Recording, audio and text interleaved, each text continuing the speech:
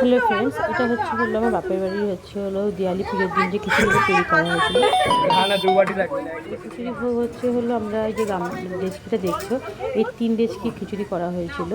তা 2 ডেচকি আমরা ঘরের ভিতরেই আমাদের দেওয়া হয়ে গেছে, আর 1 ডেচকি আমরা বাইরে নিয়ে এসেছি কারণ রাত হয়ে যাচ্ছিলো এবং ঘরে এখন কেউ আসবে কি আসবে না কীভাবে, সেই জন্য আমরা এটাকে বাইরে নিয়ে চলে এসেছি যাতে তাড়াতাড়ি আমরা এটা করে ফেলতে পারি, বেশি রাত করে লাভ নেই।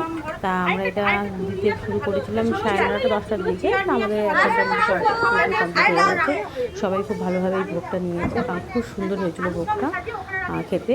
তা তোমরা এই ভিডিওটা দেখো এবং দেখে লাইক কমেন্ট শেয়ার সাবস্ক্রাইব করে দিও। টাটা। ভালো করেছো এইখানে। বাড়ির সামনে দাঁড়ে ডাকছে, আসো না একটু এটা আর কাছে নিয়ে আসো ভাই। দাদা নিয়ে যান। আচ্ছা সিটে দাও, সিটে দাও।